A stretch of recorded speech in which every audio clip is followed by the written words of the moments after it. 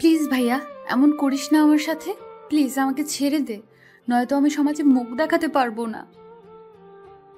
কান্না করতেছি আর কথাগুলো বলতেছি, কিন্তু তাও আমাকে ছেড়ে দিচ্ছে না।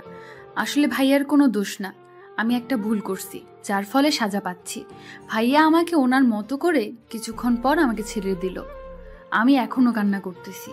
আমি কল্পনাও করতে পারি নাই ভাইয়া আমার সাথে এরকম ব্যবহার করবে। যে ছেলেকে আমি জোর করে কিস করতাম, আজকে একটা ভুলের জন্য তার এতটা রাগ উঠবে। আর উঠবে নাই বা কেন? আমি যেটা করেছি কখনো মেনে নেওয়ার মতো না। আসলে এতক্ষণ যাকে ভাইয়া বলতেছিলাম উনি আমার ফুফুর ছেলে, আমার থেকে 3 বছরের বড়।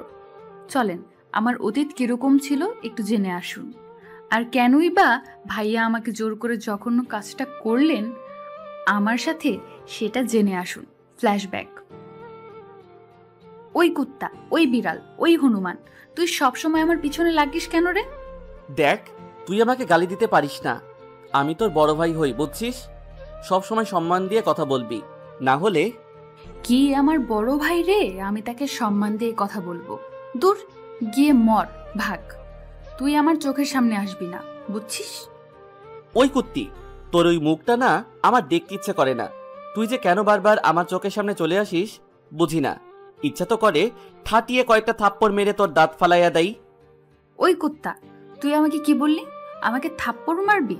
দাঁড়া, আমি আন্টিকে এখনই গিয়ে বলে দিতেছি যে তার আদরের ভাতিজিকে তার বদমাস ছেলে নাকি ঠাঠিয়ে থাপ্পড় মারবে। লক্ষ্মী বোন আমার, তুই কখনো এরকম করিস না। তাহলে আমাকে আজকে বাড়ি ছেড়ে পালাতে হবে। তুই আমার লক্ষ্মী বোন, তুই আমার সাথে এরকম করতে পারিস? তুই বল। ওকে, আন্টিকে কিছুই বলবো না, তবে একটা শর্ত আছে। সে শর্তে যদি রাজি থাকিস তাহলে বল, নয়তো আমি আন্টিকে গিয়ে সব বলে দিব, আরো কিছু বাড়ায়া বলে দিব, তখন বুঝবি। আচ্ছা, তুই কি আমাদের বাড়ি আসিস আমাকে জ্বালানোর জন্য, তাই না? আমি আর এখানে এক মুহূর্তও থাকবো না। আমি আন্টিকে গিয়ে এখনই সব বলে দিব। তার ছেলে আমাকে এই বাড়িতে আসার নিষেধ করে দিয়েছে। আমি নাকি এই বাড়িতে তাকে চালানোর জন্য আসি। লক্ষ্মী বইন আমার, তুই যা বলবি আমি তাই শুনবো। তাও প্লিজ তুই এরকম কিছু অঘটন ঘটাইস না যার কারণে আমাকে বাড়ি ছাড়তে হবে। এই যে আমি তোকে হাত জোর করে বলতেছি, এই যে তোর হাত ধরে বলতেছি, তাও তুই বাসায় কিছু বলিস না। তোর যে কোনো শর্তে আমি রাজি আছি। এখন বল আমাকে কি করতে হবে। আগে প্রমিস কর যে আমি যে শর্ত লাগাবো তুই সেই সব কাজ করতে হবে। একটুও না বলতে পারবি না। না বললে কিন্তু আমি সবকিছু আজকে। আরে লক্ষ্মী বইন আমার, তোর যে কোনো শর্তে আমি রাজি আছি। বল তুই কি করতে বলবি, আমি করে দিব। আমি এখানে 1 মাস থাকবো, আর এই 1 মাস প্রতিদিন তুই আমাকে বিকেলে ঘুরতে নিয়ে যাবি। লক্ষ্মী বইন আমার, এটা আমি করতে পারবো না। প্রতিদিন বিকেলে তোকে নিয়ে ঘুরতে যাওয়া অসম্ভব হয়ে দাঁড়াবে আমার কাছে। দেখ, তুই অন্য যে কোনো শর্ত লাগা, আমি সেটা পালন করব, কিন্তু এটা না, এটা করতে পারবো না আমি। দেখ, এখন যদি একটুও ঘাটতারামি করিস না, তাহলে তোর আজকে বাসায় থাকা হবে না। তারপর থেকে তোর জায়গা হবে কোথায় জানিস? গাছতলায়, নয়তো কোনো বস্তিতে। একটু ভেবে দেখ। এই না না, তুই এরকম কিছু করিস না। আচ্ছা, তুই আমাকে এত প্যারা দেশ কেন বলতো? তুমি আমাকে জ্বালাতে খুব ভালোবাসিস, তাই না? হ্যাঁ, আমি তোকে জ্বালাতে খুব ভালোবাসি। আর 1 মাস তোকে এমন জ্বালাবো যেটা তুই সারা জীবন ভুলতে পারবি না। এখন বল তো রাজি আছিস কিনা? যদি রাজি না থাকিস তাহলে তোর জায়গা কোথায় একটু চিন্তা কর। আচ্ছা, আমি রাজি। এখন আমাকে কি করতে হবে? এখন তোকে আর কিছুই করতে হবে না। এখন চল, নিচে গিয়ে দেখ আম্মু এসেছে, আম্মুর সাথে কথা বল। পেতনি কুত্তি, মামানি এসেছে। তুই আমাকে আগেই বলবি না? মামানি এসেছে সেটা না বলে তুই এসে বায়না ধরিস, তাই না? তোকে তো আমি। কথাটা বলে ভাই আমার পিছনে পিছনে দৌড়াতে লাগলো, আর আমি ভাইয়াকে ধরা না দিয়ে সামনাসামনি দৌড়াতে লাগলাম। জানি এখন ধরা পড়ে গেলে আমার হাড়গোড় আস্ত রাখবে না, ভেঙে ফেলবে। কুত্তা একটা। কিরে, এসেই শুরু করেছিস দুজন? তোদেরকে আমার মাঝে মাঝে অনেক টেনশন হয় যে কখন তোরা কি করে বসিস। টম এন্ড জেরি ফেল। তোদের কাছে বসছিস, এখন একটু শান্ত হয়ে বসে থাক। এটা কি শুরু করছিস তোরা? এখন কি তোরা ছোট বাচ্চা নাকি? আম্মু, আমি কিছু করিনি। আমি ভাইয়াকে বলতে গিয়েছি যে তুমি এসেছো, কিন্তু ভাইয়া আমাকে উল্টা দৌড়ানি দিচ্ছে। মামনি, তোমার কি বিশ্বাস হয় তোমার মেয়ে আমাকে কিছু না করেই শুধু তোমার খবরটা দিতে গিয়েছে? তোমার কি বিশ্বাস হয়? আমি মাত্র এখানে আসলাম, এখনো ভালোভাবে রেস্ট নিতে পারলাম না। তার আগেই তোদের বিচার শুরু করব, তাই না? তোদেরকে তো ইচ্ছা করতেছে ঘাড় ধাক্কা দিয়ে দুটোকে বাড়ি থেকে বের করে দিই। আরে ভাবি, এসব কি শুরু করলেন আপনি? ওরা ছোট্ট মানুষ, একটু একটু দুষ্টুমি করবে, তার জন্য এরকম বোকা থাকবো কি? আরে আপু দেখেন না কি শুরু করেছে। মাত্র এখানে এসে বসলাম, তার আগে ওদের বিচার করতে হবে। মাথাটা কেমন করে খারাপ না হয় বলুন তো আপনি? আচ্ছা হয়েছে হয়েছে, তোমার এত বিচার করতে হবে না। ওই কুত্তা, তুই যদি আমার সামনে আসিস না, তাহলে তোকে আমি খুন করে ফেলবো। আচ্ছা, ভেবে বলছিস তো? এখানে কিন্তু ও মামনি আম্মু দুজনে আছে। দুজনের সামনে বলতেছিস যে আমি তোর সামনে যাব না। ওকে ফাইন, আমি তোর সামনে যাব না। তুই আমার সাথে কথা বলতে আসবি না এরপর থেকে, ঠিক আছে? আচ্ছা, যদি কথা বলতে আসিস একদম খুন করে ফেলবো, এটাও ভেবে রাখিস। এটা আমি কি করতেছি? ওকে যে শর্ত লাগিয়েছি সেটা তো আমার মনে নেই। রাগের মাথায় আমি কি সব বলতেছি। এটা কিন্তু ঠিক না, তুই আমার সাথে চিটিং করতেছিস। শর্তটা মাথায় রাখিস, নয়তো তোকে কি করব সেটাও ভেবে রাখিস। কিসের শর্ত আর কি মনে রাখবে? সেটা তোমার আদরের ভাগিনাকে জিজ্ঞেস করো কিসের শর্ত আর কি জন্য ওকে ভেবে রাখতে বলতেছি। মামানি দেখছো তোমার মেয়ে কতটা বেয়াদব হয়ে গেছে, বড়দের সম্মান করতে জানে না। ওই কুত্তা, তুই যে কতটা ভালো সেটা কি আন্টি জানে? আন্টিকে বলে দেবো সবকিছু। কথাটা বলতেই মাহিন ভাইয়া আমার দিকে অসহায় দৃষ্টিতে তাকিয়ে রইলেন। বুঝতে পারলাম আর কিছু বলা যাবে না, উনি রাজি আছেন। বাদরটা কি করেছে রে মা, আমাকে বল। দেখ বাদরটাকে আমি কি সাজা দেই। না থাক, তেমন কিছু করে নাই। যদি কিছু করে তো আমি তোমাকে সরাসরি বলে দিব, তুমি ওর উচিত শিক্ষা দিবে, তাই না আন্টি? যদি তোকে কিছু বলে না, আমাকে বলবি, তারপর দেখবি বাদরটাকে আমি বাসা থেকে বাহির করে দেব। আদর পেয়ে একদম মাথায় চড়ে বসে আছে। আম্মু এটা কিন্তু ঠিক হচ্ছে না। আমি যথেষ্ট ভদ্র একটা ছেলে, তুমি আমাকে এভাবে পচাতে পারো না। মামনি দেখো না কি বলতেছে আম্মু এগুলা। আরে আপু থাক না এসব, বাদ যা। তোরা দুজন তোদের রুমে যা, আমরা আমাদের মতো গল্প করি। তারপর ভাইয়া ভাইয়ার রুমে চলে গেল এবং আমি আমার রুমে চলে আসলাম। অনেক দূর জার্নি করে এসেছি তো, তাই অনেকটা ক্লান্ত লাগতেছে। কিন্তু রুমে গিয়ে বিছানায় শরীরটা এলিয়ে দিলাম।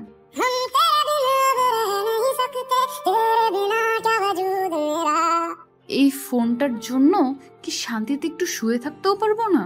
ফোনের স্ক্রিনে তাকিয়ে দেখি আমার বেস্টু ফোন দিছে। হ্যালো জানেমান, বলো কেমন আছো?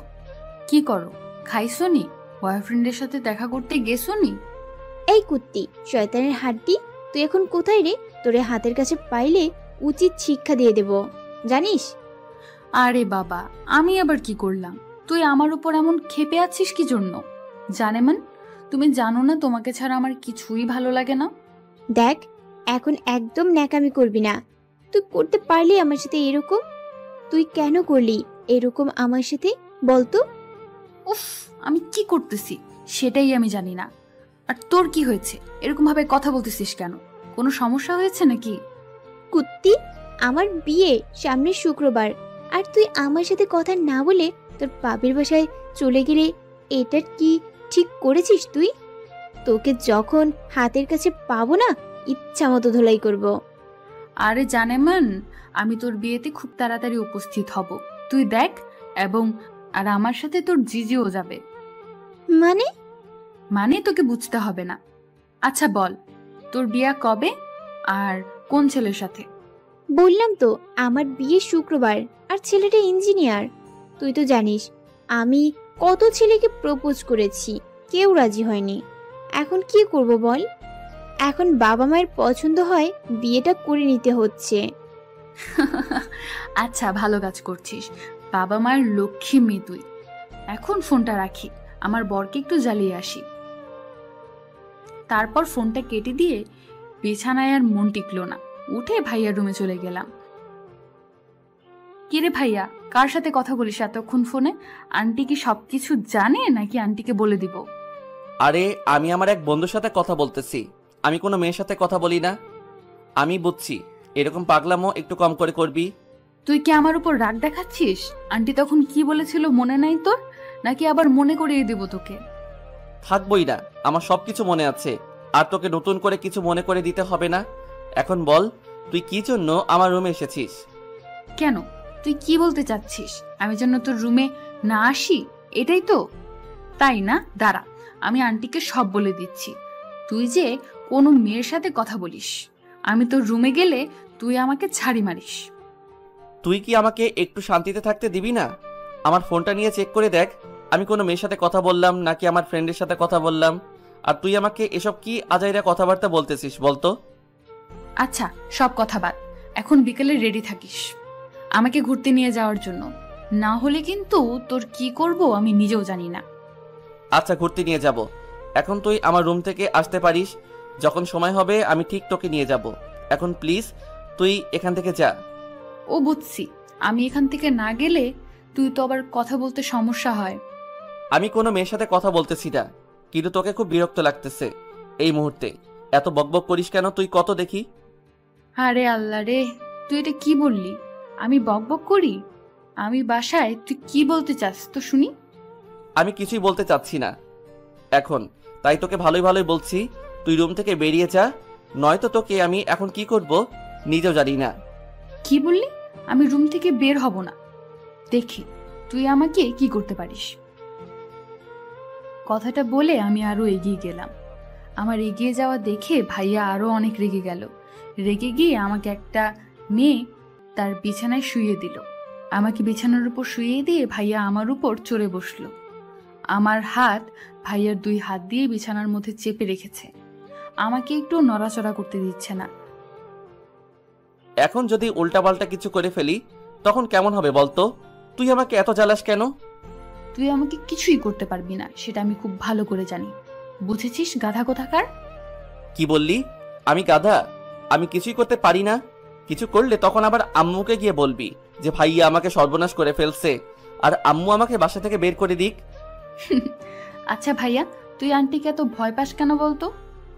তোর মতো আমি বেয়াদব না যে আম্মুর সাথে তর্ক করব। তাই আমি আমার আম্মুকে গোষ্ঠ ভয় পাই, আর আমি আমার আম্মুকে যথেষ্ট সম্মান করি, বুঝছিস? তুই কি বলতে চাচ্ছিস?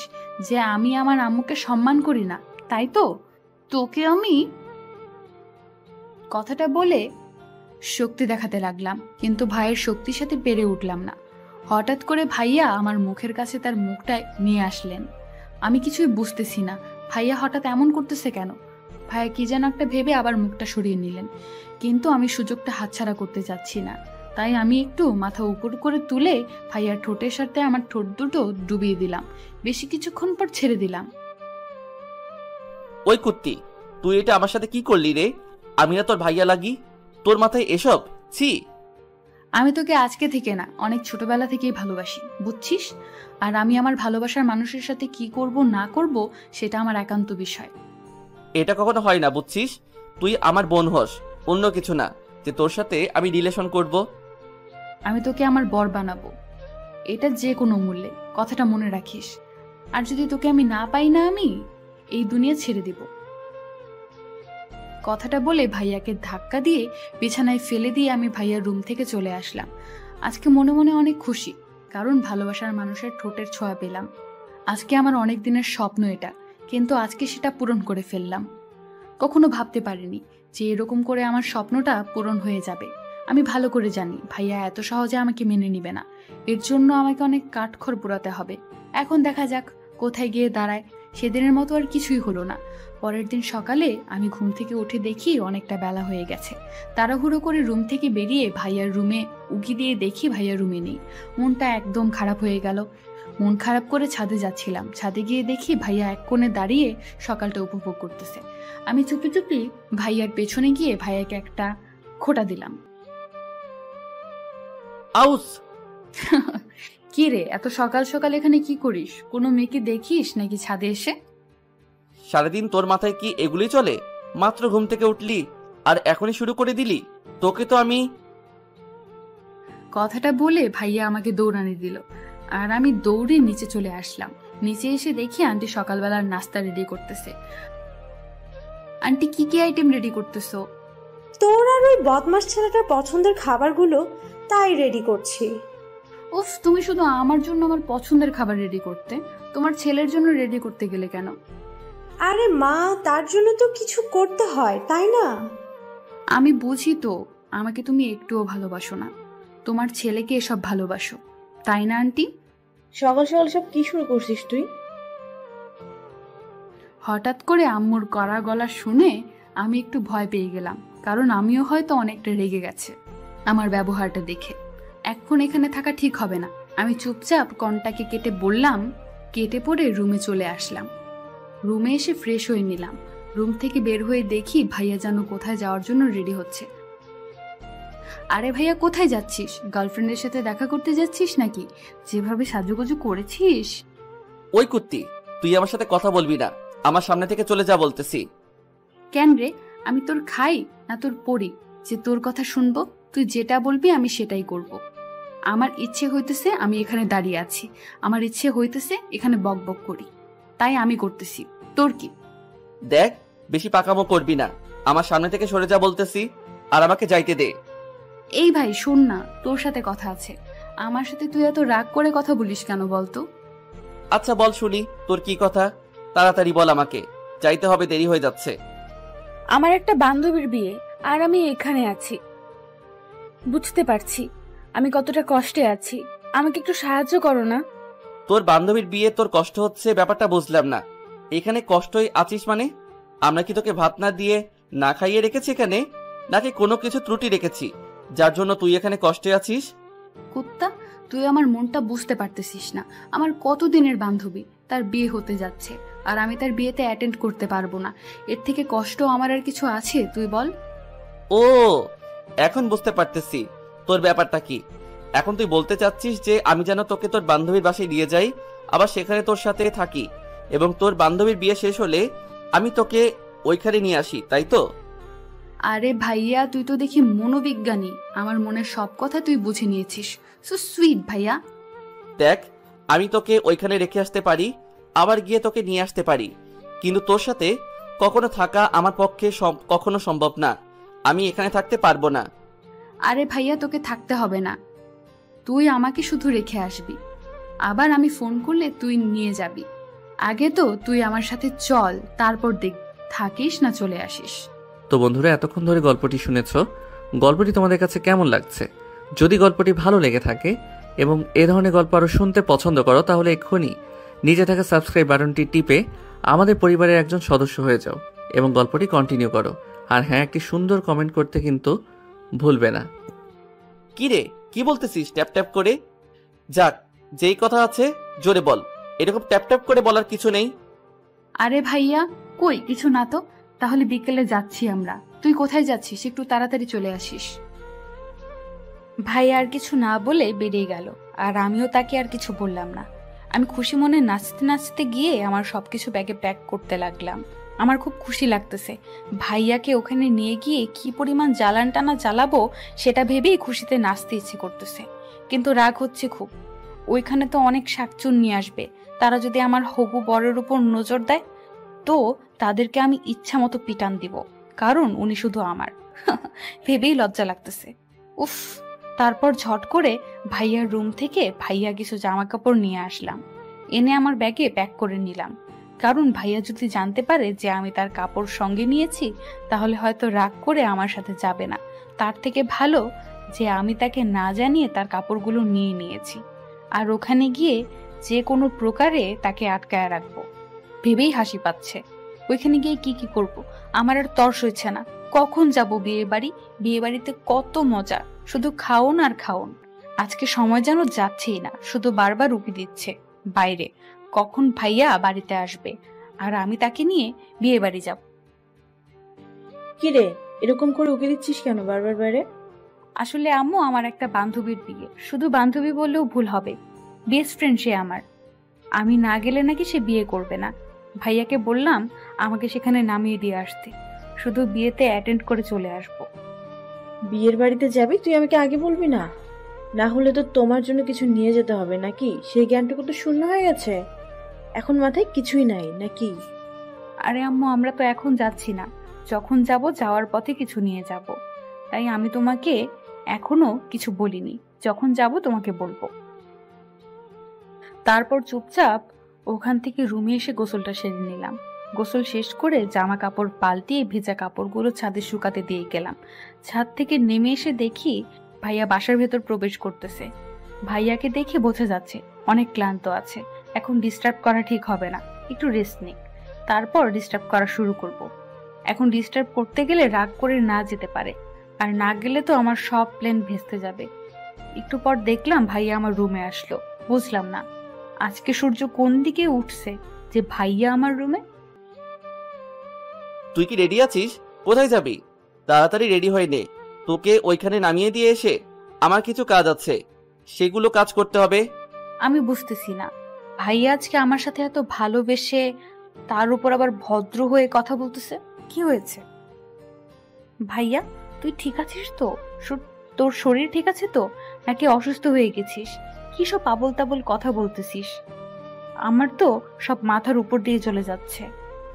দেখ, আমি চাই না তোর সাথে আর কোনো খারাপ ব্যবহার করতে, তাই তুইও আমার সাথে ভালোভাবে ব্যবহার করবি।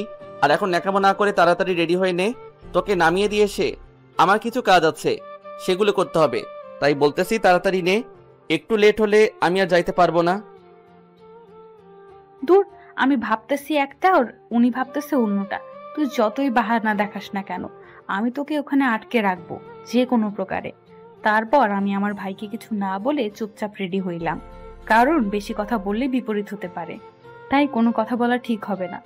একটু চুপচাপ বলো বেরিয়ে যাবে, পরে দেখা যাবে কি হয়। বাড়ি থেকে বেরোনোর সময় আম্মু আর আন্টিকে বলে বেরিয়ে পড়লাম ভাইয়াকে সাথে করে নিয়ে। এখন আমার মাথায় শুধু এটাই চলছে, ভাইয়াকে ওখানে কিভাবে আটকিয়ে রাখবো, কারণ ভাইয়াকে আটকে রাখতে না পারলে আমি মজা করতে পারবো না। উফ, একটা আইডিয়া মাথায় চলে আয়, যাতে করে যেন আমি ভাইয়াকে ওখানে আটকে রাখতে পারি। ভাবতে ভাবতে গাড়ি যে কখন বিয়ের বাড়িতে উপস্থিত হয়েছে আমি টেরই পাইনি। ভাবনার জগতে এতই মগ্ন ছিলাম। নে, এসে পড়েছি, জলদি নেমে যা। এত তাড়া কিসের? তুই নেমে আমার সাথে আয়, আমাকে বাসার ভেতরে রেখে তারপর তুই যাবি। তুই কি ছোট বাচ্চা নাকি যে তুই হাঁটতে পারিস না, তোকে হাত ধরে ধরে বাসার ভেতরে নিয়ে যেতে হবে? দেখ, সবাই কিন্তু আমাদের দিকে তাকিয়ে আছে। এখন আমি চাচ্ছি না কোনো প্রকার ঝগড়া করতে। ভাই, তুই কোনো প্রকার ঝগড়া না করে আমার সাথে চলে আয়। আচ্ছা, তোর মতলবটা কি রে? তোকে দেখে বোঝা যাচ্ছে তুই কোনো না কোনো ফোন দিয়ে এঁটেছিস এখানে। দেখ, তুই আমাকে সবসময় সন্দেহ করতে পারিস না। তোকে আমি ভেতরে আসতে বলেছি, আর সবাই কিন্তু আমাদের দিকে কিরকম ভাবে তাকিয়ে আছে, আমার কিন্তু খারাপ লাগতেছে। ভাইয়া আর কিছু না বলে চুপচাপ আমার সাথে ভেতরে আসতে লাগলো।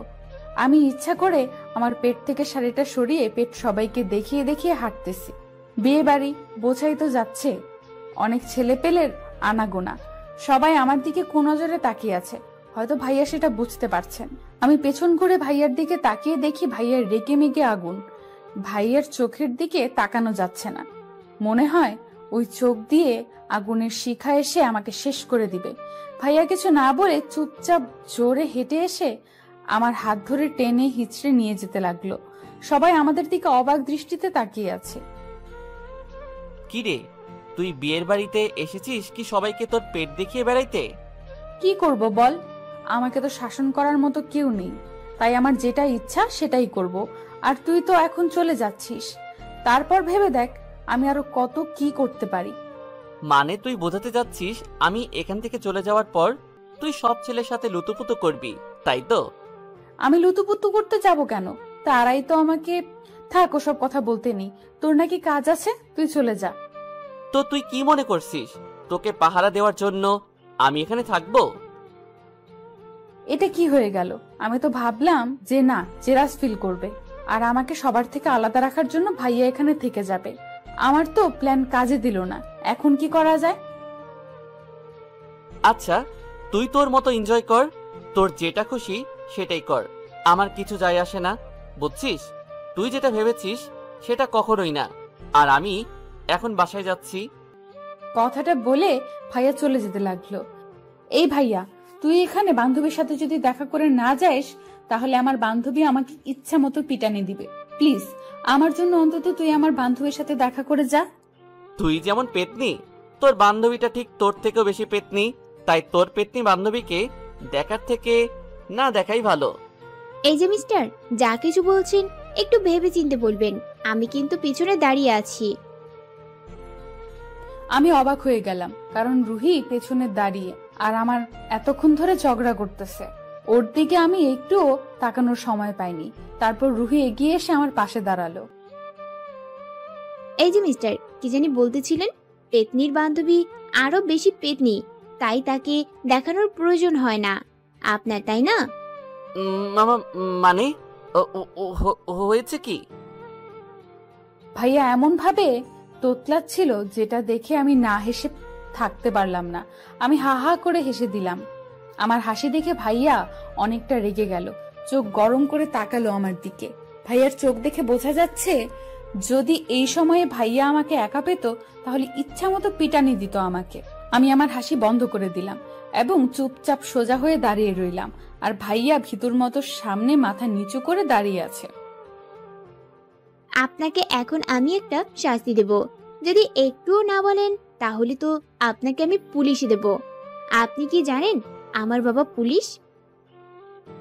ভাইয়া যেই শুনেছে রুহির বাবা পুলিশ, ভাইয়ার শরীর কাঁপতে লাগলো, কারণ ভাইয়া কোনোদিন পুলিশের খপ্পরে পড়েনি। ভাইয়ার এই অবস্থা দেখে আমি রুহির কানে কানে বললাম যে বেশি রকম ইয়ার্কি করিস না, পরে আবার তুই ওর ফাঁদে পড়ে বিপদে পড়বি।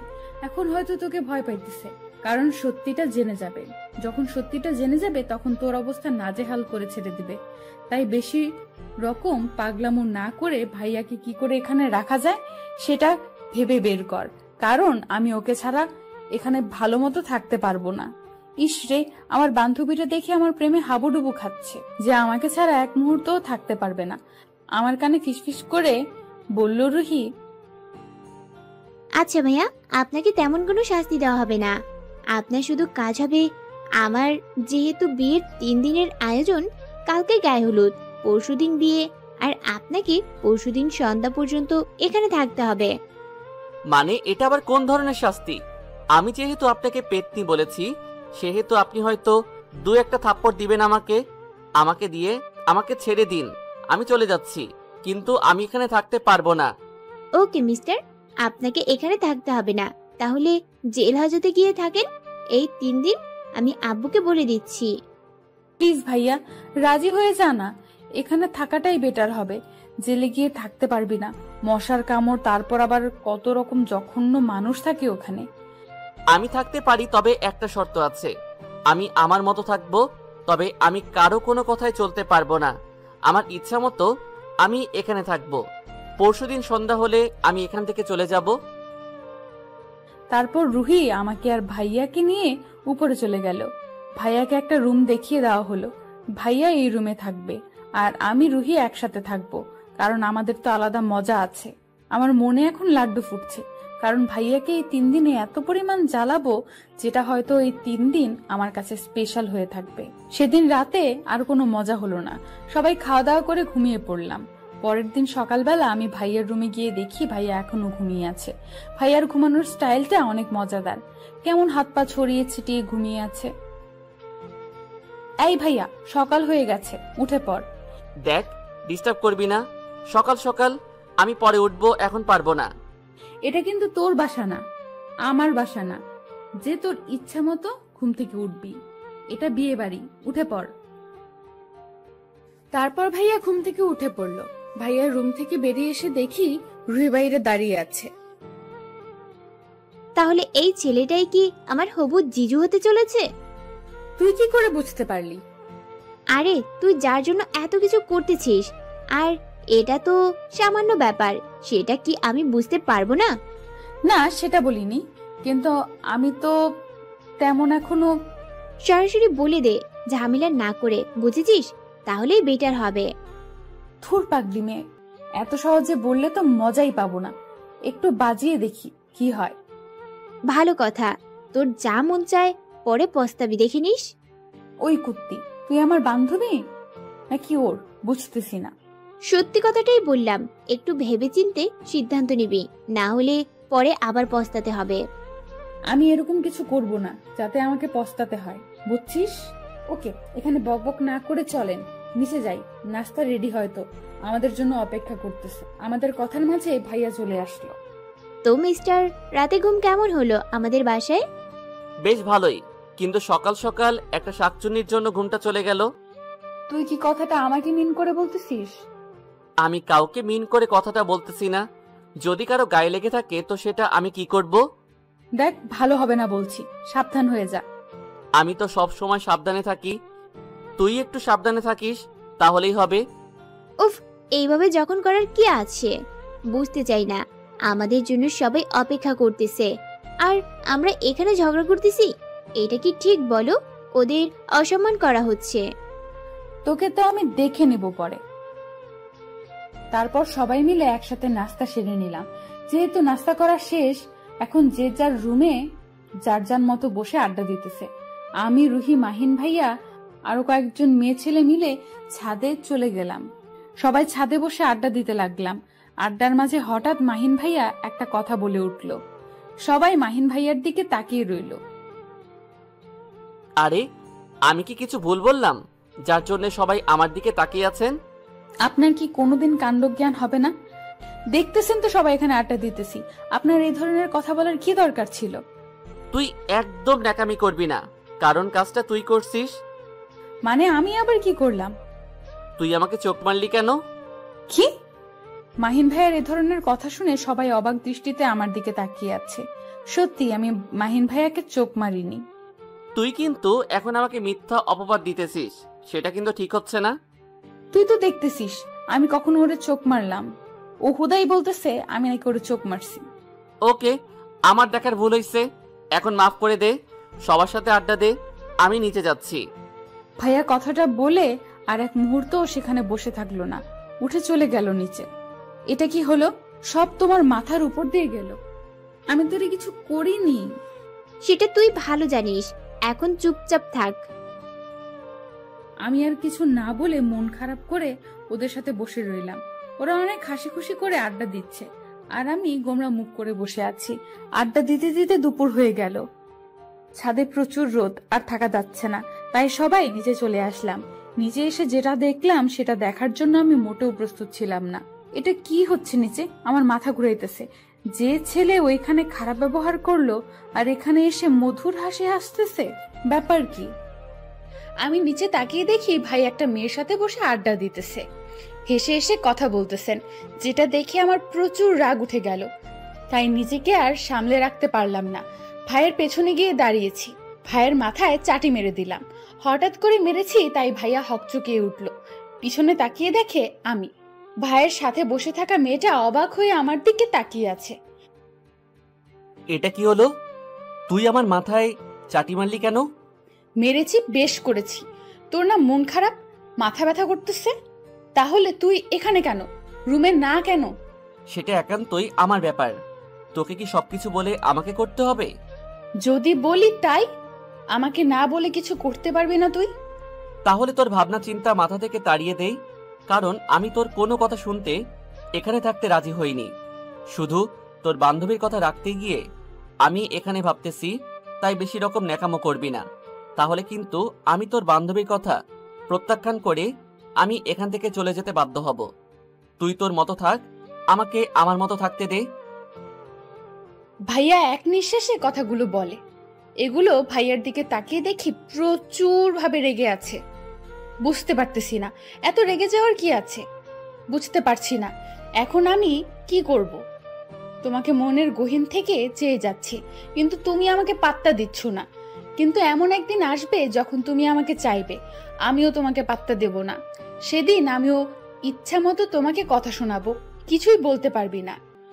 এই যে আজকে আমি যেমন তোকে কিছু বলতে পারছি না, কিন্তু মনের ভেতর কষ্টটা জমে জমে পাহাড় হয়ে যাচ্ছে। ভেবেচিন্তে কথাটা বলিস, কিন্তু এরপর থেকে তুই আমাকে কোনো কাজে হস্তক্ষেপ করতে পারবি না বা নাক গলাবি না, তাহলে কিন্তু পরিস্থিতি অনেক খারাপ হবে। আরে, আমার চোখের সামনে থেকে দূর হতো। তোর যেটা করে সেটাই কর, কারণ বিয়ের বাড়িটা তোর বান্ধবীর, আমার না। যদি এমনটা হতো যে পিয়ার বাড়িটা আমার বন্ধুর, তাহলে আমি না হয় তোকে দেখে রাখতাম, কিন্তু আচ্ছা এসব বাদ দে, আমি গেলাম। তারপর ভাই এখান থেকে চলে গেল, কিন্তু মেয়েটা এখনো ওখানে দাঁড়িয়ে আছে। ওই শাকচুন্নি, তুই কে বে? তুই আমার হবু বরের উপর নজর দিয়েছিস? তোর এত দেমাক কিসের, যেখানে মাহিন তোকে পাত্তা দিচ্ছে না আর তুই বকবক করছিস কেন? মেয়েটার কথা আমার সহ্য হলো না, তাই আমি দূরে গিয়ে মেয়েটার চুল ধরে ইচ্ছা মতো টানাটানি করতে লাগলাম। অনেকগুলো চুল ছেড়ে ফেলেছি মেয়েটার। মেয়েটা ব্যথা সহ্য করতে না পেরে হাউমাউ করে কান্না করতে লাগলো। উপস্থিত যত লোক ছিল বিয়ে বাড়িতে সবাই চারদিকে ঘিরে দাঁড়িয়ে রইল। আমরা দুজনের মাঝে আর আমার বান্ধবী রুহি এসে আমাদের দুজনকে আলাদা করে দিল। এটা কিন্তু বিয়ে বাড়ির কার, তাও আমার বিয়ে, তোদের মাঝে কি এই জ্ঞানটুকু নেই? সত্যি আমার ভাবতে অবাক লাগতেছে তোদের দুজনের এমন ব্যবহার দেখে। আমি কিছু না বলে চুপচাপ ওখান থেকে চলে আসলাম। রুমে এসে দরজা বন্ধ করে বিছানার উপর শুয়ে পড়লাম।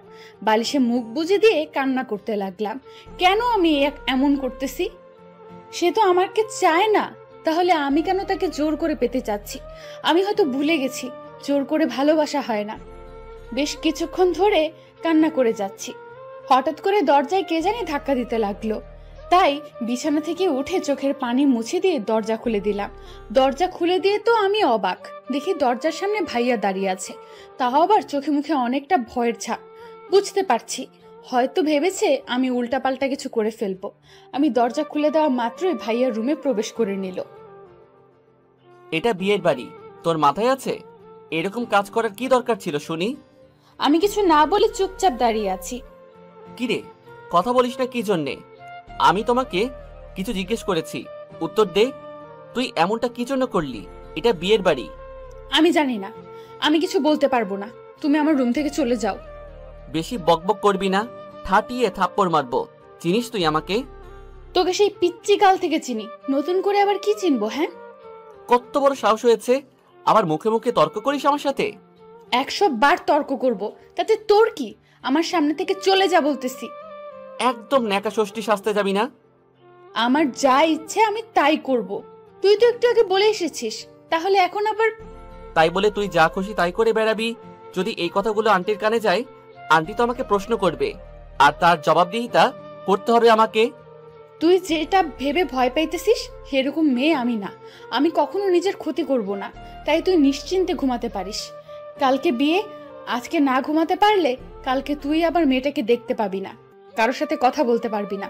কত সুন্দরী সুন্দরী মেয়ে আসবে বিয়ে বাড়িতে, তাদের সাথে আপনার লাইন ক্লিয়ার করে নিস। সেটা তোকে বলতে হবে না, আমারটা আমি দেখে নিব। তোরটা তুই দেখ, এখন ঘুমিয়ে পড়। আমি তো ঘুমিয়ে পড়বো, তোকে বলতে হবে না। তুই আমার চোখের সামনে থেকে চলে যা, তাহলে আমার ঘুম চলে আসবে। ওকে, যাচ্ছি, তবে নিজের কোনো ক্ষতি করার চেষ্টা করবি না, তাহলে তোকে তো আমি। কথাটা বলতে বলতে ভাইয়া রুম থেকে বের হতে নিলেই আমি ভাইয়াকে ধাক্কা দিয়ে রুম থেকে বাহির করে দিয়ে রুমের দরজা বন্ধ করে নিলাম। তোর বক বক শোনার আমার সময় নেই, ঘুম পাচ্ছে খুব, ঘুমাবো। Good night. একটু একটু হলেও আমার প্রতি তোর টান তৈরি হচ্ছে, কালকে দেখ কি হয়। পরের দিন হালকা রোদের ঝিলিক মুখের উপর পড়তেই ঘুমটা চলে গেল। বাইরে অনেক চেঁচামেচি হচ্ছে, বিয়ে বাড়ি বলে কথা, মেহমান দিয়ে ভর্তি বাড়ি। সবাই যে যার মতো গল্প করতেছে, আড্ডা দিতেছে। তাই আমি আর রুমে শুয়ে না থেকে দরজা খুলে বাইরে তাকিয়ে দেখি অনেক লোকজনের সমাগম। পিচ্চি ছেলে মেয়ে দৌড়াদৌড়ি করতেছে, ছোটাছুটি করতে চায়, তাদের মাঝে অন্যরকম একটা আনন্দ হচ্ছে। আমরা ছোট থাকতে এইরকম করতাম, সেই দিনগুলোর কথা এখনো মনে পড়তেছে। আমাদেরকে যখন আমাদের বাবা মা কোনো বিয়ে বাড়িতে নিয়ে যেত, আর সেইখান থেকে যত পিচ্চি পোলাপান ছিল সবার সাথে আড্ডায় মেতে উঠতাম আর এদের মতো দৌড়াদৌড়ি করতাম। কিন্তু এখন আর সেই দিনগুলো নেই। বয়সের সাথে সাথে মানুষের রুচিগুলোর পরিবর্তন আসে। ছোটবেলার এত কষ্ট ছিল না, ছিল না না পাওয়ার বেদনা বা যন্ত্রণা, এরকম কোনো অনুভূতি ছিল না। কিন্তু মানুষ যখন আস্তে আস্তে বড় হতে থাকে, তার সাথে অনেক কিছু জড়িত থাকে। ছোটবেলায় আমরা ভাবতাম কবে বড় হব, বড় হয়ে বিয়ে করব, তারপর শ্বশুরবাড়ি যাব, কত মজা করব, আনন্দ করব। আমি যখন ছোট ছিলাম তখন ভাবতাম বড়দের মতো সুখী এই পৃথিবীতে আর কেউ নেই। আর এখন আমরা বড় হয়েছি, এখন আমাদের ভাবনা ছোটদের মতো কেউ সুখী হতে পারে না। আর ছোটবেলার সেই স্মৃতিগুলো আমাদের জীবনের সাথে রয়ে যায়, কখনো ভোলা সম্ভব হয় না সেই স্মৃতিগুলো। আনমনা হয়ে কথাগুলো ভাবতেছি আর হাঁটতেছি, হঠাৎ করে হোঁচট খেয়ে পড়ে যেতে নিলেই কেউ আমাকে পেছন থেকে আমার হাতটা ধরে ফেলে, আর আমি অল্পতেই বেঁচে যাই। আমি চোখ বন্ধ করে রয়েছি। আমি তো ভেবে নিয়েছি এই হয়তো আমার নাক মুখ ফেটে গেল, হয়তো এখন আমাকে হসপিটালে নিয়ে যেতে হবে। আমি প্রচন্ড ভয় পেয়ে গেছিলাম। আমাকে কে ধরে ফেললো সেটা দেখার জন্য পিছনে তাকিয়ে দেখি অনেক সুন্দর একটা ছেলে আমার হাতটা ধরে আছে, আর মুখে হাসি রেখে স্পষ্ট বোঝা যাচ্ছে বুড়ো দুটো কুচকে আমার দিকে তাকিয়ে আছে কেমন মায়াবী চোখে। এই যে মেয়ে, দেখে শুনে হাঁটতে পারেন না, চোখ কি বাসায় রেখে আসছেন নাকি? এই যে মিয়া ভাই, কাকে কি বলতেছেন? দেখতে তো পাচ্ছেন আমার চোখ দুটো আমার যেখানে থাকার কথা সেখানেই আছে। আপনি কি আপনার চোখ বাসায় রেখে এসেছেন নাকি? কি ভুলভাল কথাবার্তা বলতেছেন বুঝতেছি না। কি ঝগড়াটে মেয়ে রে বাবা, কোথায় ধন্যবাদ দেবে আমাকে, তা না করে উল্টো আমাকে ঝাড়ি দিচ্ছে। আমি ঝগড়াটে মেয়ে? এই মিয়া, কি বলতেছেন? আমি আপনার সাথে ঝগড়া করেছি তাই না? আপনার সাহস কত বড় আপনি আমাকে ঝগড়াটে মেয়ে বলেন? আপনি জানেন আমি কে? আরে আমি কখন বললাম? আপনি কি মনে করেন আমি কানে কম শুনি? আমি কানে ঠিক শুনি, তাই মিথ্যা বলার চেষ্টা করবেন না, বুঝছেন? বুঝলাম, আবার কেরাসও খাইলাম। মানে কি বললেন? জোরে বলেন। কিছু না, বাই। ছেলেটা চলে গেল। আমি ওর নিচে না গিয়ে রুমে চলে আসলাম ফ্রেশ হওয়ার জন্য। এইদিকে ঘুম থেকে উঠে ফ্রেশ হয়ে নিচে এসে দেখি অনেক লোকের কোলাহল, সবাই বিয়ে বাড়ি নানা ধরনের কাজে ব্যস্ত। আমি শুধু একমাত্র ব্যক্তি যে কোনো কাজ করতে চাই না, শুধু হুদায় ঘুরে বেড়াচ্ছি, কোনো কাজকাম নাই। আমি কোনো কাজকাম নাই, তাই শুধু ঘুরে ঘুরে বাড়িটা পরিদর্শন করতেছি। কোথায় কিভাবে বাড়িটা সাজাচ্ছে, কোন দিকটা সব থেকে সুন্দর লাগতেছে, আমি শুধু এটাই ফলো করতেছি। আর কোন দিকে আমার খেয়াল নেই। পিচি পোলাপানগুলো দৌড়াদৌড়ি করতেছে, ছোটাছুটি করতেছে, একা একাই ঘুরতেছি। এখানে তো আমি তেমন কাউকে চিনি না, আর যার ফলে এখানে নিজেকে এতিমেতি মনে হচ্ছে। চুপচাপ এক সাইডে একটা চেয়ার নিয়ে বসে পড়লাম। কিছু স্যাড সং ছিল, সেগুলো চালু করে শুনতেছি। আমি মনে হয় একমাত্র ব্যক্তি যে বিয়ে বাড়িতে এসে স্যাড সং শোনা। আমি বেশ মনোরম পরিবেশ, অনেক ভালো লাগতেছে পরিবেশটা। সকালবেলা রোদের ঝিলিক, মৃদু বাতাস, আর আমি গাছের ছায়ায় বসে আছি। সবকিছু মিলিয়ে পরিবেশটা আমার কাছে অনেক সুন্দর লাগতেছে। হঠাৎ করে একটা মেয়েরই কণ্ঠ ভেসে এলো আমার কানে। এই যে মিস্টার, ছ্যাঁকা খেয়েছেন বুঝি? মানে কি বোঝাতে চাচ্ছেন আপনি আমাকে? আজব ব্যাপার, আমি এখনো প্রেম করলাম না, আবার ছ্যাঁকা খাইলাম কবে? তার থেকে বড় কথা হলো, মেয়েটাকে আমি যেখানে বসে আছি সেখানে তো কাউকে আসার কথা না। এইখানে নির্জন একটা পরিবেশে বসে যেভাবে স্যাড সং শুনতেছেন, যে কেউ বুঝতে পারবে। আপনার এমনটা কেন মনে হলো, আমি কি জানতে পারি? সেটা আমি বলতে যাব কেন? আপনার গান প্রমাণ দিচ্ছে, সেটা নতুন করে বলার কি আছে? আপনাদের মতো কিছু মেয়ের জন্য আজকে দেশটার এই অবস্থা, বুঝতে পারছেন? এই যে মিস্টার, নিজের মুখে একটু সামাল দিয়ে কথাগুলো বলবেন, বুঝছেন? তাহলে আপনি কিছু না জেনে না শুনে হঠাৎ এরকম একটা মন্তব্য করার কারণ কি? না, আমার জানা মতে যারা ছ্যাঁকা খায় তারাই তো স্যাড সং শোনে, তাই না? আজব বাংলাদেশি, আজব আমজনতা। স্যাড সং শুনলে কি প্রেমে ছ্যাঁকা খেতে হয়? এই যে মিস, শুনেন আমি কি বলি। স্যাড সং শুধু ছ্যাঁকাগোরদের জন্য নয় শাখা, কিছু মানুষের ভালো লাগে তাই তারা শুনে। আমি যে একা শুনি তা না, এরকম আমার মতো হাজারো ছেলে পাবেন যারা প্রেমে ছ্যাঁকা না খেয়ে কেউ স্যাড সং শুনতে পছন্দ করে। নিজেকে নিয়ে আপনি এত অহংকার করেন? আপনি আমার একটা ভুল মন্তব্য করলেন। আমি আপনাকে কি বোঝাতে চাইছি আর আপনি কি বুঝলেন? আমি আপনাকে পরে দেখে নেব, কথাটা মাইন্ডে রাখেন। কথাটা বলে মেয়েটা হনহন করে চলে গেল। আমাকে আর কিছু বলার সুযোগ দিল না। এ কেমন বিপদে পড়লাম। মানুষকে ভালো কিছু বলতেও নেই, ভালো কিছু বললে নাকি সেটা আবার অহংকার দেখানো হয়। আজব মানুষ, আজব পৃথিবী, আজব বাংলাদেশ। আমি ওর ওইখানে বসে না থেকে ওইখান থেকে উঠে বাসার ভিতরে যাওয়ার জন্য হাঁটতে শুরু করলাম। হাঁটতেছি, কথা ভাবতেছি। মেয়েটা যে কথাগুলো বলে গেল, কিছু জানে না, শোনে না, বুঝে না, হঠাৎ রিয়াকশন করে বুঝলাম না, আজব ধরনের মেয়ে। হাঁটতে হাঁটতে ওর বাসার ভিতরে প্রবেশ করলাম। ভিতরে গিয়ে তো আমি বেশ বড়সড় অবাক যে মেয়েটা আমার সাথে একটু আগে তর্ক করে আসলো, সেই মেয়েটা একটা ছেলেকে আমাকে দেখিয়ে দিচ্ছে। বুঝলাম না ব্যাপারটা কি। আমি ওই দিকে ভ্রুক্ষেপ না করে আমাকে যে রুমটা দেখিয়ে দেওয়া ছিল থাকার জন্য আমি সেই রুমে চলে গেলাম। রুমের ভিতরে গিয়ে দেখি শাকচুন্নিটা বসে আছে। আমি ফ্রেশ হয়ে এসে ভাইকে খুঁজতেছি, কোথাও পাচ্ছি না। তাই ভাইয়ের রুমে এসে বসে আছি। এখন তার দেখা মিলল। কোথায় গেছিল জনাব জানি না, হঠাৎ করে রুমের ভেতর প্রবেশ করলো। এই যে মিস্টার ভাইয়া, এটা কিন্তু তোমার এলাকা না যে যেখানে খুশি সেখানে চলে যাবে। আমি কি তোর মতো বাচ্চা নাকি যে আমি কিছু জানি না, চিনি না? দেখ, এখন তোর সাথে কোনো প্রকার তর্ক করার আমার ইচ্ছা নাই। নিচে আয়, নাস্তা করতে হবে। সবাই আমাদের জন্য অপেক্ষা করতেছে, আর মহাশয় নিরুদ্দেশ হয়ে গেছে। আমি একটু বাইরে গেছিলাম পরিবেশটা দেখার জন্য। পরিবেশটা বেশ ভালোই আছে, কিন্তু কিন্তু কি? কিছু না, চল নিচে যাই, নাস্তা করে আসি, তারপর গল্প করব। ওকে কথাগুলো বলা ঠিক হবে না, হুদাই গিয়ে ঝগড়া লাগাই দিবে। তারপর ভাইয়া সহ নিচে আসলাম। নিচে এসে দেখি সবাই যে যার মতো আড্ডা দিতেছে। আমরা গিয়ে সবাই নাস্তা করে নিলাম। চলো সবাই একটু বাইরে থেকে হাঁটাহাঁটি করে আসি। তারপর তো আর আমি তোমাদের সাথে আড্ডা দিতে পারবো না। আজকে থেকে আমি আমার ইচ্ছা মতো চলতে পারবো না, কারণ আমি এখন থেকে পরাধীন। এতদিন স্বাধীন ছিলাম। কি করবি বল, এটাই মেয়েদের জীবন। কেউ যুদ্ধ করে স্বাধীন হয়, আর আমরা ইচ্ছে করে পরাধীন হই। সেটা পুরোটা নির্ভর করে তোমাদের উপর, কারণ তোমরা যদি তোমাদের স্বামীদের সাথে ভালো ব্যবহার করো, কখনো তোমাদের স্বামী তোমাদের সাথে খারাপ ব্যবহার করবে না। আর ছেলেদের একটু রাগ বেশি হয়, তো তার সাথে যদি তোমার তাল মিলিয়ে ঝগড়া শুরু করে দাও, তাহলে তো সমস্যা। ছেলেরা বুঝি তো আর তুলসী পাতা, তাদের কোনো দোষ থাকে না? আমি কি একবারও বলছি যে ছেলেদের কোনো দোষ থাকে না? বলতে হয় না, তোর কথায় বোঝা যাচ্ছে তুই কি বলছিস। দেখ, আজকে আমার বিয়ে, অন্তত আজকে তোরা ঝগড়াটা বন্ধ করে রাখ। কালকে বাসায় গিয়ে দুজনে ঝগড়া করে নিস। আজকে অন্তত দুজন ভালো থাক। তারপর শুধু আড্ডা হলো, আর কোনো প্রকার ঝগড়া করলাম না দুজনে, কারণ নিজে একটা মান সম্মানের ব্যাপার আছে। আড্ডা দিতে দিতে দুপুর হয়ে গেল। বর পক্ষ নাকি বিকাল 5টায় আসবে, তাই সবাই রুমে চলে আসলাম।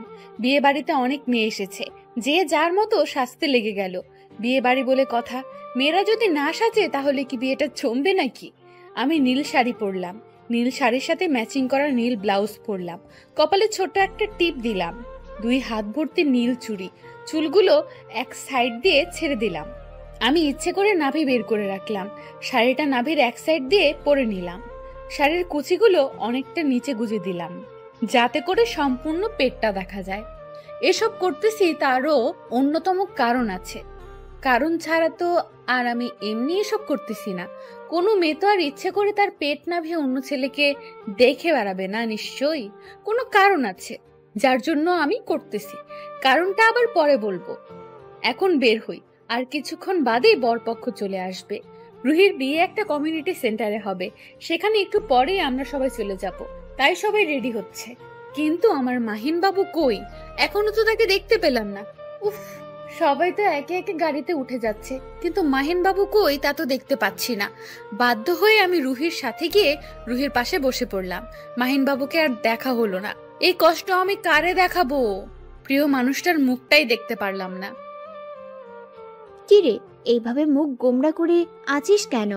আমার তো বিয়ে হয়ে যাচ্ছে, আমার তো মুখ গোমড়া করে থাকার কথা, কিন্তু আমি তো খুশি আছি। কিন্তু তুই মুখ গোমড়া করে আছিস কি জন্যে? আর বলিস না, তোর জিজুর মুখটাই দেখতে পেলাম না, মনটাই খারাপ হয়ে গেল।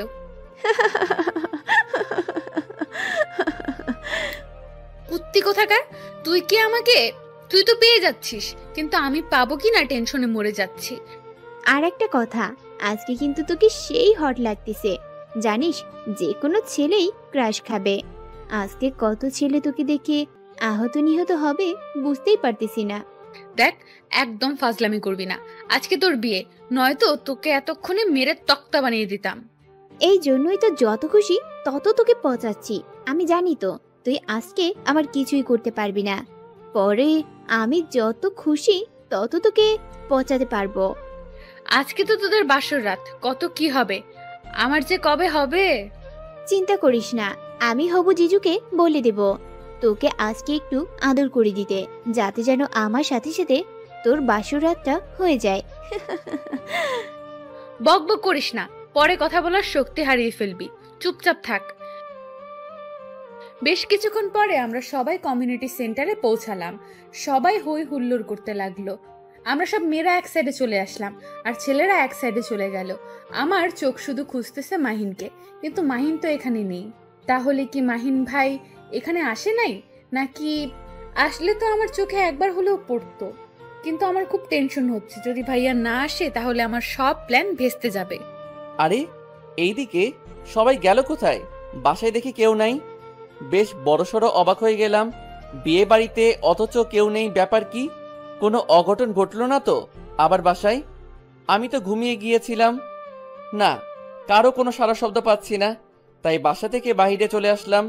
বাহিরে এসে দেখি গেটে দারোয়ান আছে। আমি আর দেরি না করে তাড়াতাড়ি দারোয়ানের কাছে চলে গেলাম। আচ্ছা আঙ্কেল, বাসায় কি কিছু হয়েছে? বাসায় তো কেউ নেই। কি বলো বাবা, তুমি জানো না সবাই তো কমিউনিটি সেন্টারে চলে গেছে, আর তুমি এখনো বাসায় আছো কি জন্য? সবাই তো একটু আগে চলে গেল, হয়তো এতক্ষণে সেখানে পৌঁছে গেছে। আমি তো ভাবছিলাম বিয়েটা হয়তো বাড়ির মধ্যেই হবে। বাড়িটা অনেক সুন্দর করে সাজানো হলো। বড়লোক মানুষ বাড়ি সাজাইছে আর কমিউনিটি সেন্টার ভাড়া করেছে, তবে সব কিছু সেখানেই হবে। সব কিছুর আয়োজন সেখানেই হয়েছে। আঙ্কেল, আমি তো জানি না তারা কোথায় গেছে, আমাকে কি অ্যাড্রেসটা দেওয়া যাবে? এরপর দারোয়ান আঙ্কেলের কাছ থেকে অ্যাড্রেসটা নিয়ে একটা ট্যাক্সি ভাড়া করে গন্তব্যস্থানে উদ্দেশ্যে রওনা দিলাম। বেশিক্ষণ লাগলো না, অল্প কিছুক্ষণের মধ্যেই ট্যাক্সিওয়ালা আমাকে সেখানে নিয়ে গিয়ে নামিয়ে দিলেন। অনেক সুন্দর করে কমিউনিটি সেন্টারটা সাজানো হয়েছে, অনেক সুন্দর লাগতেছে। আমি তো এখানে তেমন কাউকে চিনি না। আমি চুপচাপ ভেতরের দিকে যাচ্ছি। আমি ভিতরে গিয়ে দেখি দীপা সব ছেলেদের মাঝখানে দাঁড়িয়ে আছে। তাকে অনেক সুন্দর লাগতেছে, সুন্দর করে সেজেছে, নতুন শাড়ি পরেছে, সবকিছু ম্যাচিং। হঠাৎ করে আমার চোখ আটকে গেল তার পেটের দিকে। আমার মাথা পুরা গরম হয়ে গেছে। সব ছেলেরা কেমন লালসা দৃষ্টিতে তার কয়টার দিকে তাকিয়ে আছে।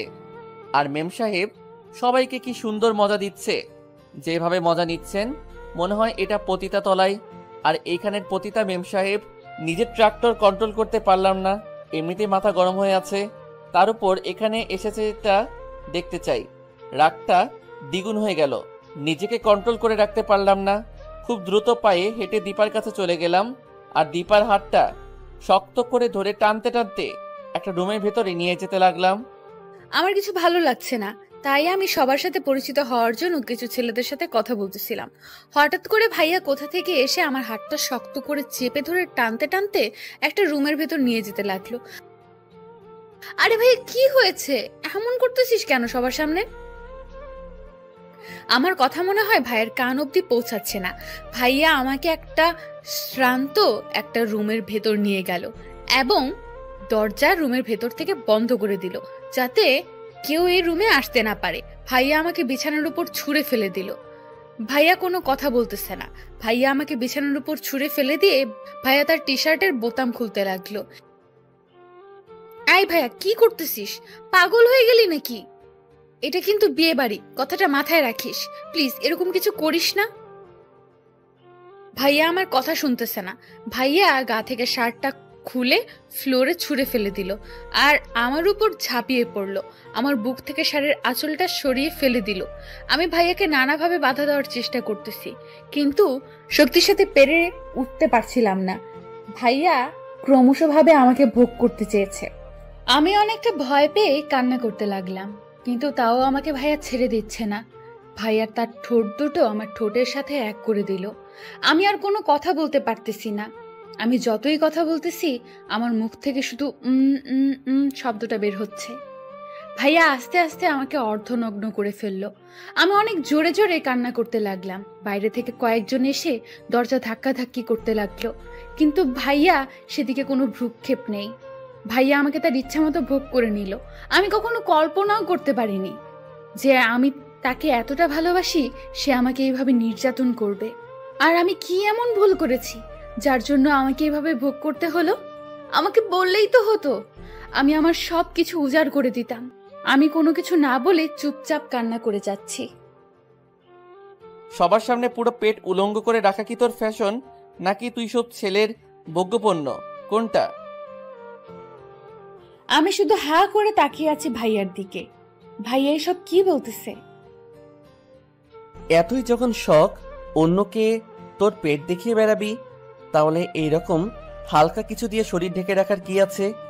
সবকিছু খুলে সবার সামনে গিয়ে দাঁড়াতেই তাহলে তো ভালো হতো।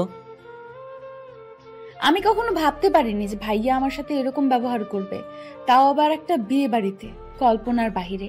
যে ছেলে সবসময় লাজুক লাজুক ভাব, সেই ছেলের ভিতর এই ধরনের স্বভাব সত্যি আশ্চর্যজনক বিষয়। তুই এটা আমার সাথে করতে পারলি? জানিস, আমি ভাবছিলাম তুই হয়তো এখানে আসিসনি। তুই ভেবে নিয়েছিস আমি এখানে আসিনি, তাই তুই সুযোগ পেয়ে গেছিস সব ছেলের সাথে নষ্টামি করার, তাই না? আমি না আসলেই বোধহয় ভালো হতো, তাহলে আমাকে এসব দেখতে হতো না, আর তোর সাথে এটা করতে হতো না। তো যেটা খুশি যাকে খুশি তার সাথে যা খুশি করতি, আমি দেখতাম না, কিছু বলতাম না, আর তোর সাথে আজকে এরকম খারাপ আচরণ করতাম না। তুই তো আমার পুরো কথাটা শুনতে পারতি। আমি তোর কোনো কথা শুনতে এখন রাজি না। আর শোন, আমরা এখন বাসায় যাচ্ছি, এইটাই ফাইনাল। দেখ, বিয়ের বাসর এটা অন্য কিছু না, তাও আবার অন বেস্ট বান্ধবীর। আমি চাই না আমার জন্য আমার বান্ধবীর উপর কোনো রকম প্রভাব পড়ুক, তাই বলতেছি আমি তোর হাতটা ধরতে চাই। প্লিজ এরকম কিছু সিনক্রেট করিস না, যাতে করে আমার বান্ধবীর মান ইজ্জত নষ্ট হয়ে যায়।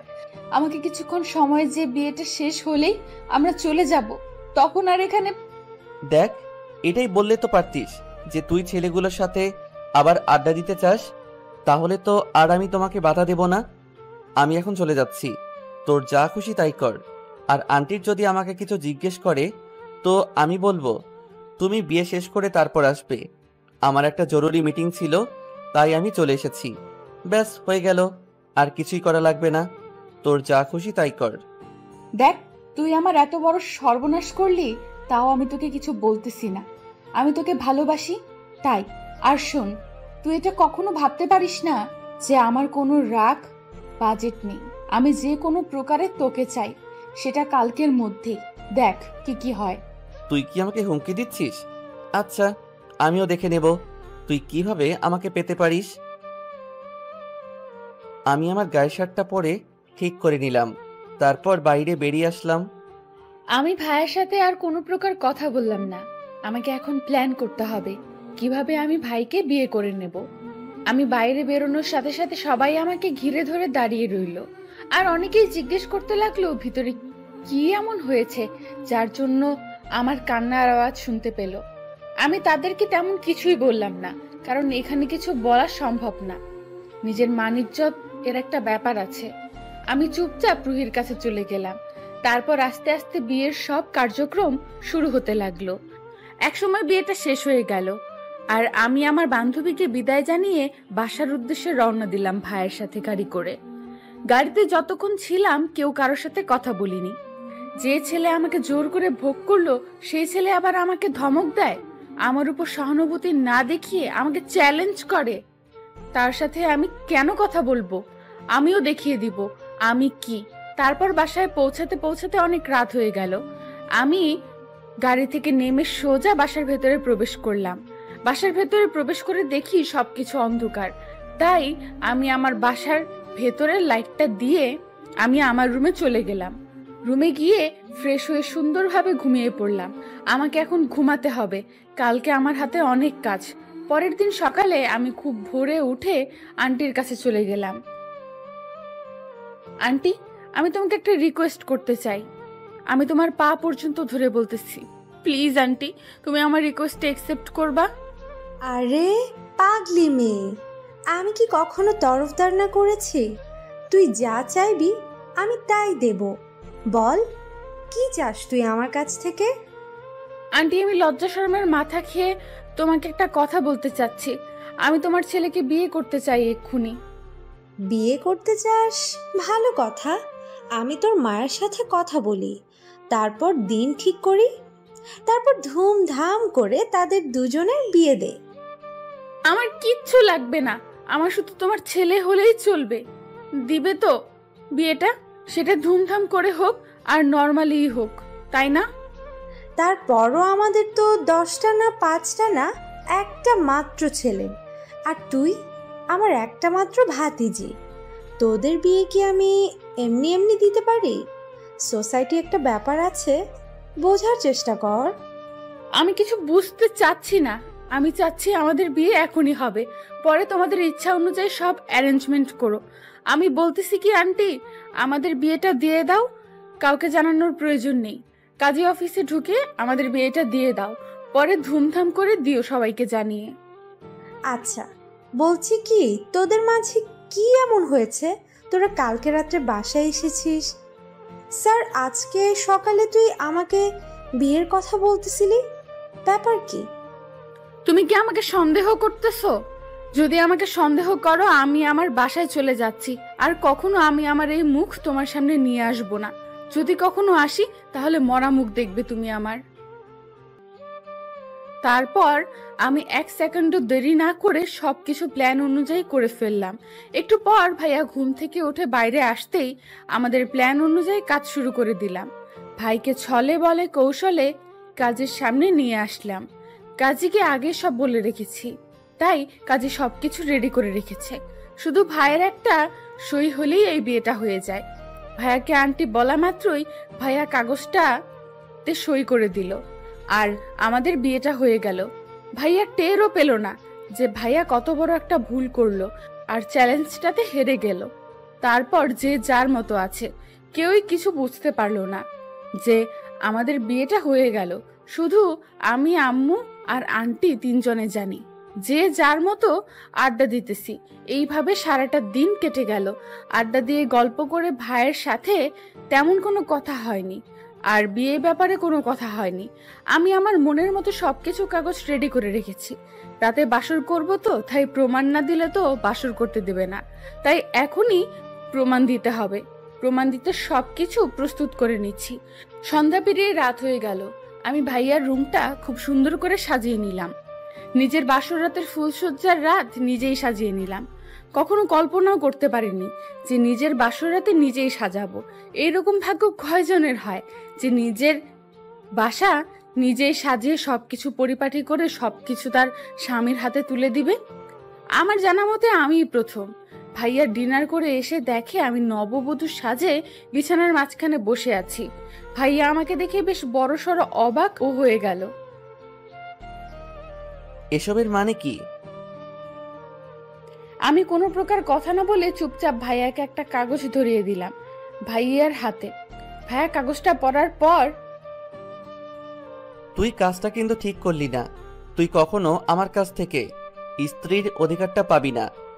সেটা আমার ব্যাপার, আমি পাবো কি পাবো না, কিন্তু বিয়েটা তো তোকে করলাম, তখন বাসরটা আমিই করব। পাগল হয়ে গেছিস নাকি মাথার ব্রেন শট হয়েছে নাকি? আমার সবকিছু ঠিক আছে। তুই যেহেতু জোর করে আমার সাথে সব করতে পারিস, তাহলে আমিও সব করতে পারি।